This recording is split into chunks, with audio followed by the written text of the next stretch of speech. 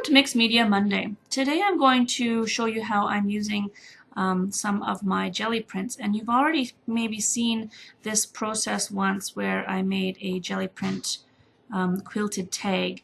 That was last week or the week before, I believe. And so this is where I got the scraps for that from. I created this part of the project first, and then I used the scraps for that tag.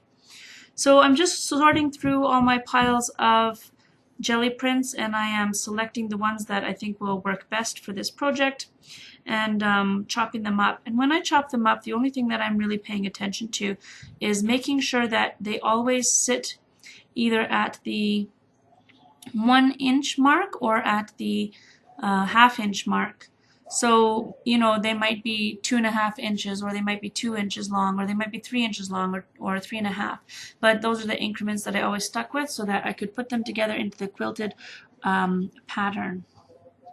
I'll let you watch the rest of this with a little bit of music, and you can see the jelly prints I start off with.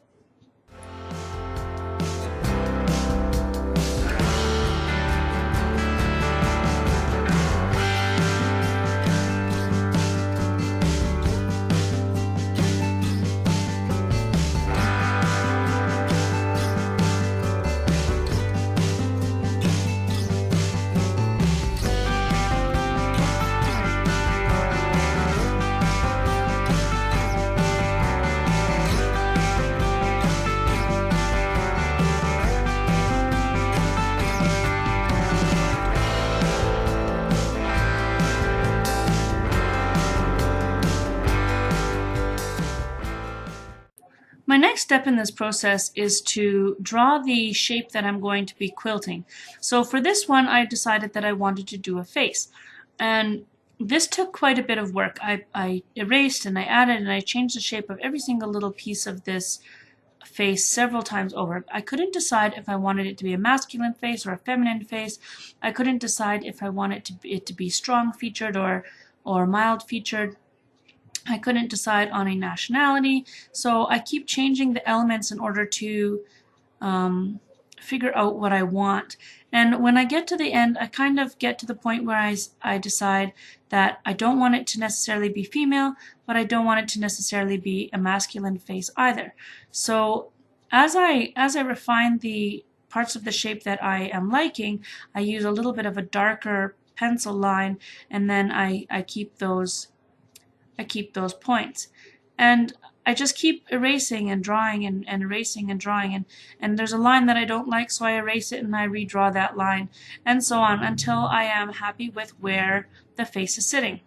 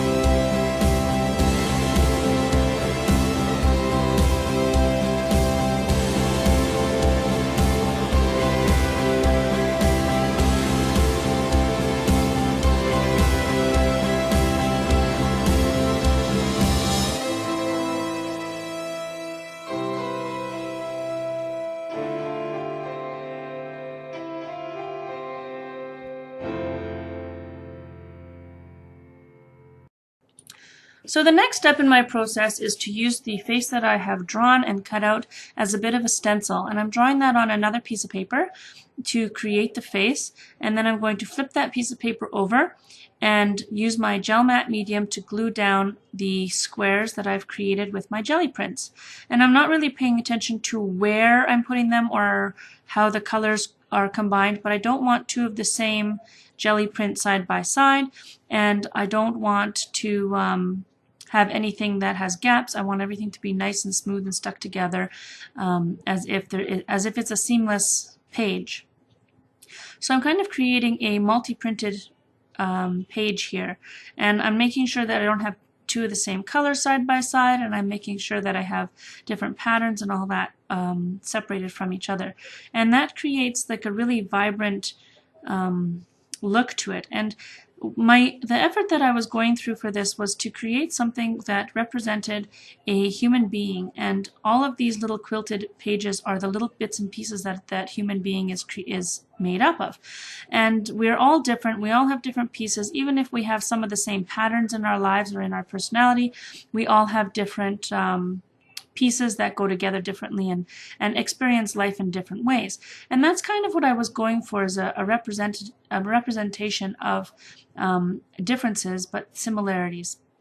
So I'm going to create two of these faces. One of them is going to be this one, and I'm going to create another page that is very similar to this with the same pieces of paper, and that is going to create the second face, so that I have two faces that are parts of the same whole but are totally different when it comes down to the finished look. So there's no set pattern, there's no rhyme or reason, and every little piece goes together a little bit differently. Once that dried, I left it out overnight to dry. I did not use my heat gun because I didn't want all the extra warping. And so once that dried, I went and cut the face out so that I end up with a really nice quilted face.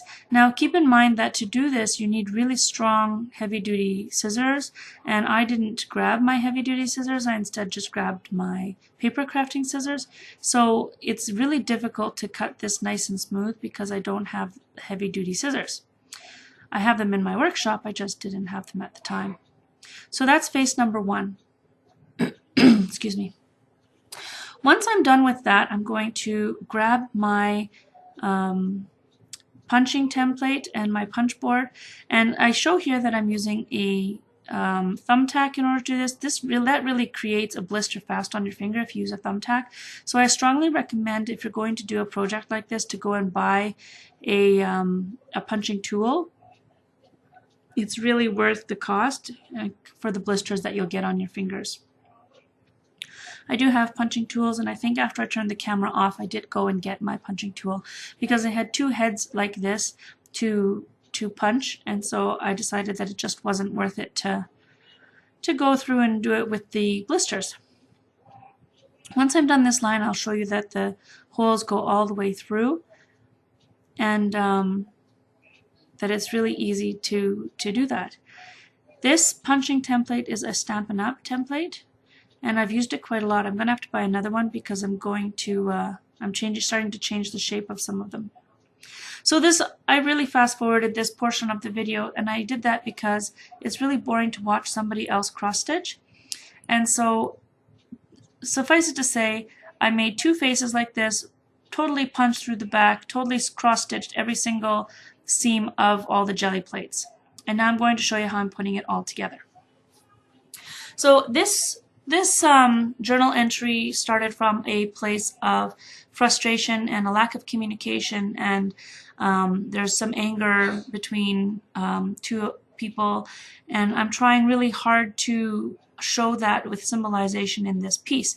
So I'm starting off with red, and that's the anger, the confusion, the sense of loss of what could have been, and that kind of thing. So I'm starting off with the very, very vibrant red that is saying there's a lot of anger and stuff sitting right here, and it's sitting right in front of us. Once that was dry, I flipped over and grabbed onto my Crafter's Workshop brick wall, and I initially thought that I would add this black black brick wall over just the edges of it so that everything, the red vibrancy would shine through. But then once I got started, I just didn't stop. So going through this, I decided that the communication between the two people was hidden behind a solid black wall. There was no way they're ever going to get through all of this, whatever there is in the past, whatever there could be in the future, that there will always be a brick wall when it comes to communication. So this, I continued the brick wall throughout the entire thing. I made the brick wall black because it really is a solid structure that is preventing these two people from communicating. So I go through, I finish the whole page covering it all, deciding where I want the rest of the pattern to go, and I cover the whole page with this black brick wall. And I think I used black acrylic paint for this, and it was just I think Liquitex that I used for it. It could also, because it has a matte finish, it could also be black gesso. Actually, I think it is black gesso because of the there's no sheen to it on the video. And so yeah, I just complete the solid black wall, the lack of communication, the inability to ever move forward from the place that these two people are at, and let it dry. Once that's dry, I decide to put the writing on the wall, so to speak. And the writing says, "We don't have to be friends to be friendly." And there's something really big in that.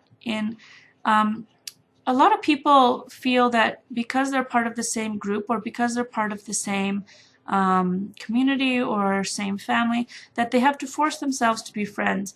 And I don't think that that is necessarily true. I think that it's important to be friendly so that you don't cause everyone around you a lot of strife and a lot of frustration and a lot of discomfort, because we don't really need to cause everybody in our surroundings discomfort. But I don't think that we have to be friends with everybody just because, say, they join the same group, or say they join the same family, or anything like that. And I think that that's a really hard thing for many of us to understand, is that just because they're part of our lives doesn't mean we have to be really good friends with them. Because being really good friends with somebody means that you have a mutual affection and love for each other, where it's more about supporting each other than it is about loving everybody. And being kind and being accepting of others is the point here. You don't have to be friends to be friendly. You can be friendly to a total stranger. You can be friendly to the new kid who you don't even know yet. You don't have to love everybody. You can just be friendly. So that's the writing on the wall, so to speak. Write blatantly in white. You don't have to be friends to be friendly. So once I've got all the writing on the wall, I sat there and I stared at it for a little while. And what I've got here is that there is a lot of emotion in this, and there's a lot of demands blaring in the face. And when you have that bright red, that's a really loud color. When you have the black against the red, that's really loud as well. And when you have the white against the black and red, that is also really loud. So eventually I get to the point where I understand the sentiment behind it of we don't have to be friends to be friendly, and get over that, and I end up lightening it a little bit towards the end so that the faces will stand out a little bit better. The next thing that I'm doing here is I'm building a flagpole that will go in the center of the page. And I'm just measuring it out. I'm making it so that it kind of stands on, you know how a lot of flagpoles will have a concrete base with a concrete pile on top, and then they'll still have the part of the pole, or part of the, like a metallic kind of bracket that holds a flagpole up. And that's kind of what I was going for here, was the stabilized flagpole look. So I draw it all together, and I figure out exactly how I want it and solidify it, and then I go and I cut it out.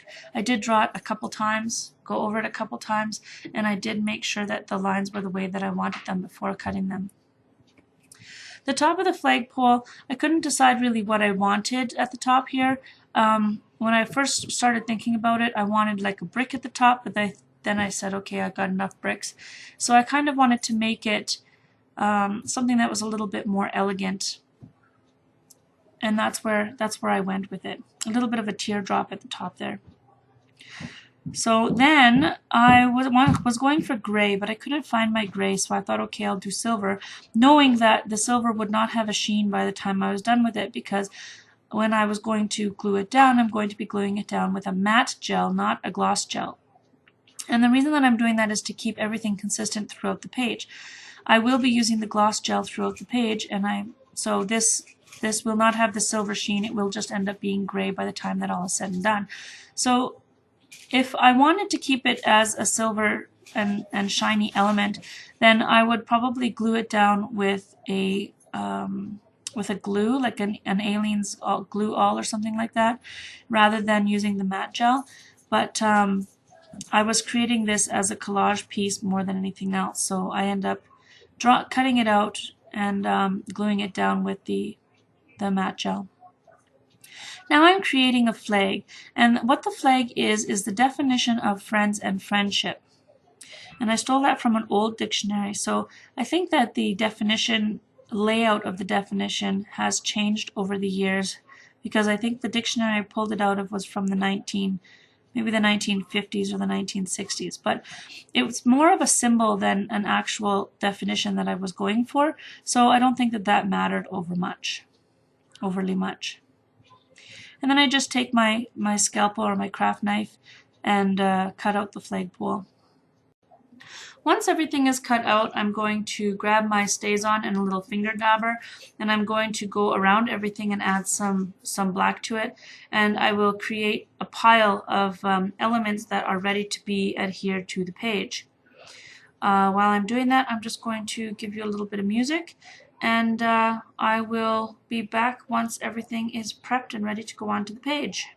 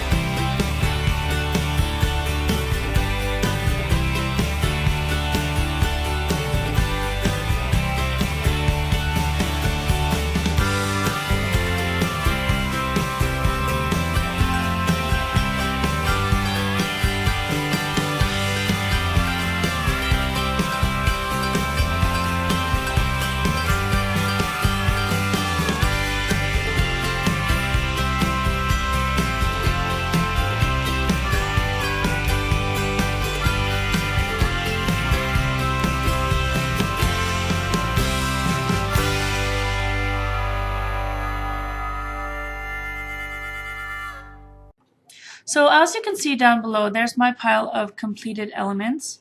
I'm just finishing off this face here, and so every single seam of those faces has been cross-stitched so that the back is nice and smooth. I don't have any knots in that cross stitch. And then I'm going to take the background that I created and I'm going to adhere everything down.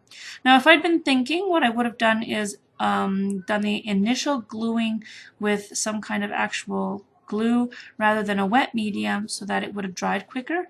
And but what I wanted to do was saturate the stitches and allow the thread to absorb some of the wet medium, and I thought that that would allow it to adhere better to the page. Next time, I will not use my gel medium for this part of it. I will, because it took a lot of work to get it to stick. So I will use some other kind of glue to initially glue it down, and then I will go around the edges with my gel matte medium and make everything nice and smooth and adhered and sealed in real well.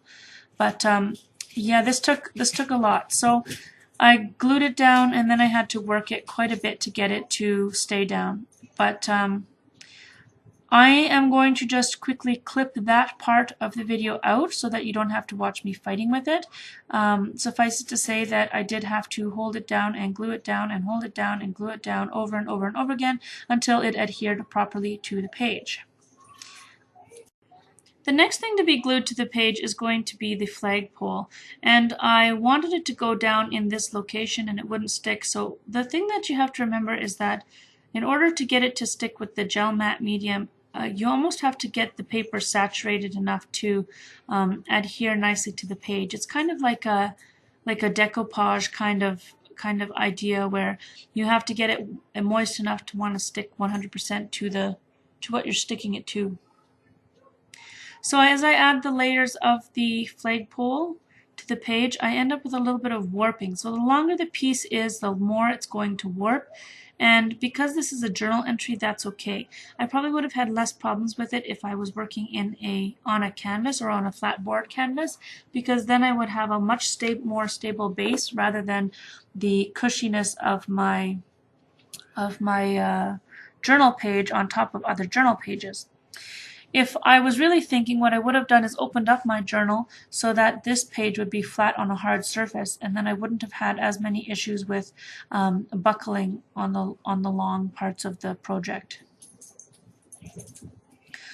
One of the things that I did in the last clip before the music was that I scrumpled up during the music, was that I scrumpled up the definition to friendship. And the reason that I did that is to symbolize that the friendship has been abused. And I know that that's kind of a wonky symbolization, because you'd only know it from since I'm telling you, but that's where that came from, was the friendship's been abused, so I put it down as if it had truly been abused. Sorry for that racket. My puppy is once again playing with her toys. It seems every time I'm recording, she's enjoying her toys. So there we go. I'm going to put the wet medium down, and because it's a dictionary page, it's going to allow me to move it as if it's a tissue paper, because it is a very thin paper, and it's going to allow me to keep the texture, to keep the ripples in it. It's not going to go nice and smooth unless I want it to. So I just kind of glue it all down, and see, I'm still gluing the heads. I'm still trying to fight with them to get them to glue down, and that also is the differentiation in the levels with the thread on the back. Even though I have no knots in this piece, it's just a matter of overlaying the threads. It is creating a secondary level, and that is why it's not wanting to adhere very well. So I just kind of keep going at it, and because what happens is the wet medium gets a little bit tacky, and then that part of it will stay down. So then I add more glue to whatever's not tacky, and let it get tacky, and glue it down again and again and again and again until the heads stick the way that I want them to stick. It does work out quite well in the end. They are nice and smooth and down the way I want them, but it was definitely a hard-won process, and it was definitely very time-consuming to do it. So once I got the faces to adhere the way that I wanted to, I noticed that I was starting to get a little bit of bubbling and buckling in them. So I took my brayer, and this is a soft rubber brayer because my page is not flat. I wanted it to get into all the little creases and such, and so I took the brayer and put a lot of pressure on it in order to get that pieces to stick down nice and tight. Make sure that anything that was tacky held tight, and so on. And then whatever squished out the sides, I cleaned that up a little bit, and then I just kept going with the brayer until I was happy and content that everything was held down nice and tight.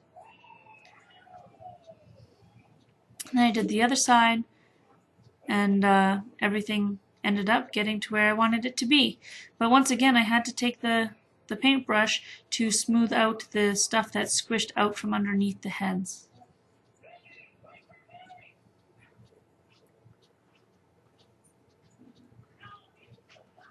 So the brayer definitely comes in handy when it comes to something like this, because there's only so much that you can do. I could have just kept pushing it with my hands, but there's something to be said for the evenness of using a brayer. And I really liked that it helped it to finish off what I wanted it to do. So once everything was adhered, I decided to make the background a little bit less loud. And this didn't work out really the way that I wanted it to.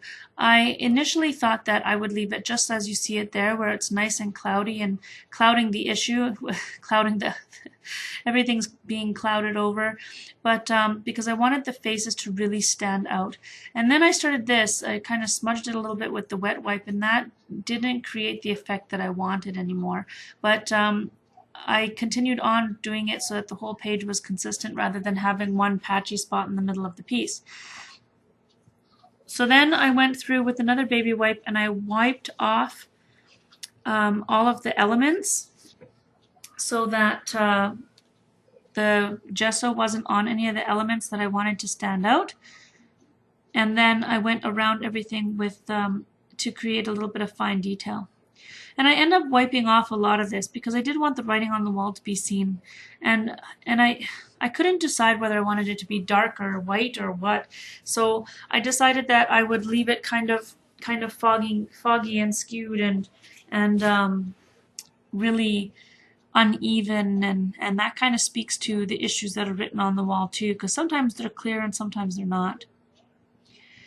So then I decide to go into all of the fine detail work, and I get out my white Sharpie oil-based paint pen, and I really like how this ended up. But I have this problem with not knowing when to stop, and when I was editing the video and watching this come out, I could point out the exact stop point, and I will to you.